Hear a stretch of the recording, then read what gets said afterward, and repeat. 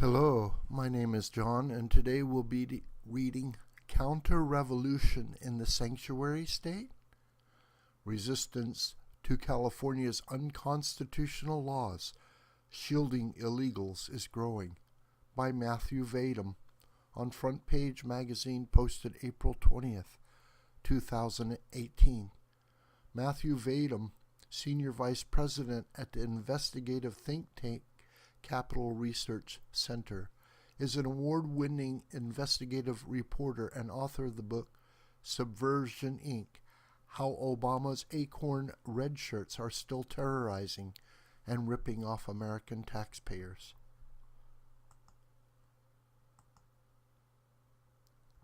California's grossly unconstitutional obstruction of federal immigration laws is feeding a growing backlash by local governments against the state's unprecedented sanctuary laws that shield its 2.4 million illegal aliens from U.S. Custom and Immigration Enforcement, ICE.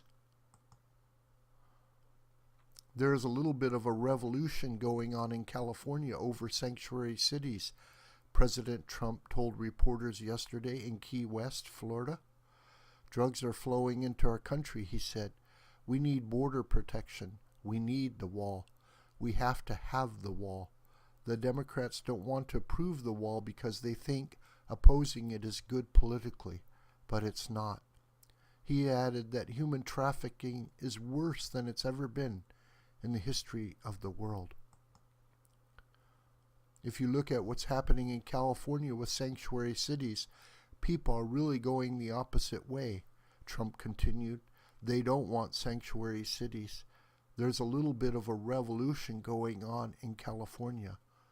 This righteous, patriotic blowback is taking the form of Golden State localities opting out of state laws and in some cases joining the Trump administration's lawsuit against California's month-old sanctuary state laws that punish compliance with federal immigration laws and provide legal cover for corrupt officials to continue brazenly flouting immigration laws and interfering with federal agents trying to enforce them. In a big symbolic win for the rule of law, the San Diego County Board of Supervisors voted 3-1 this week to support the lawsuit. With 3.3 million residents, the county is the largest locality to back the pro-immigration law enforcement push. Within the county, Escondido's City Council voted 4-1 on April 4th to join the lawsuit. The Orange County Board of Supervisors voted unanimously March 27th to join the lawsuit. The county has a population of around 3.2 million people. Other local governments have taken action according to the San Diego Union Tribune. Los Alamitos, population 11,600, was the first to speak out on March 19th by opting out of the sanctuary laws.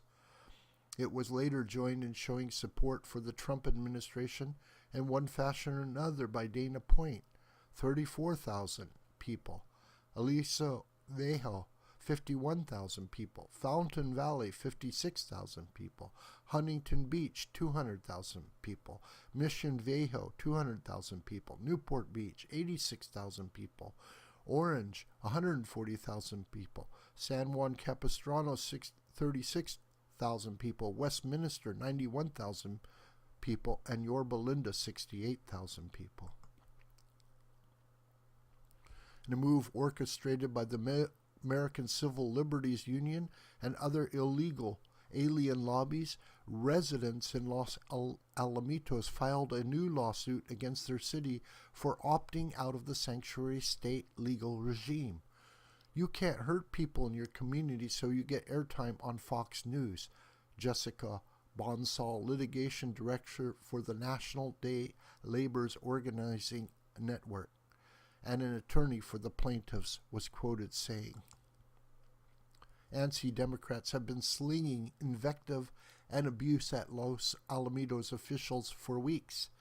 California Senate President pro tempore Kevin DeLeon, Democrat, said the move by Los Alamitos to support federal law was a symbolic vote in favor of President Trump's racist immigration enforcement policies. The deadline for participating in the federal lawsuit has now passed, but localities are likely to find other ways to back the legal proceedings, such as by passing resolutions endorsing it. Paso Robles is considering becoming the first city in San Luis Obispo County to officially oppose sanctuary state laws after residents complained they were under attack and facing an illegal invasion, reports the San Luis Obispo Tribune. We live in a beautiful town, a beautiful place, and we want to keep it that way, local resident Linda Becker told City Council. Sanctuary cities are disrespectful to the rule of law. The federal lawsuit specifically targets 3 statutes curbing the power of California's state and local law enforcement to hold, question, and transfer detainees at the request of immigration authorities, and punish employers for cooperating with those authorities. The law also imposed draconian restrictions on communication between local police and federal immigration enforcement, including information regarding when criminal aliens are scheduled to be released from local jails. Under the long-standing doctrine in American constitutional law known as dual sovereignty, states cannot be compelled to enforce federal immigration laws, but they are obliged not to hinder their enforcement. The so-called sanctuary cities that form the bulk of the sanctuary movement really ought to be called traitor cities, because they are an open rebellion against the United States, just like the slave states that succeeded from the Union before the Civil War. The sanctuary movement gave illegal aliens permission to rob, rape, and murder Americans by, among other things, stigmatizing immigration enforcement and characterizing it as somehow racist. Some left-wingers use the dreadful euphemism civil liberties safe zones to describe sanctuary jurisdictions. The phrase deliberately blurs the distinction between citizens and non-citizens by implying illegal aliens somehow possess a civil right to be present in the U.S. The U.S. Border Patrol is reportedly fighting back against California's openly seditious statewide sanctuary laws by refusing to hand over illegal aliens with felony warrants to police in California, as previously reported. Federal prosecutors are considering filing criminal charges against elected officials harboring illegal aliens in sanctuary jurisdictions. Homeland Security Secretary Kristen Nielsen told the Senate Judiciary Committee in mid-January, with luck, federal prosecutors will soon do less considering and more charging and indicting. This video is a production of the School of the White Crane.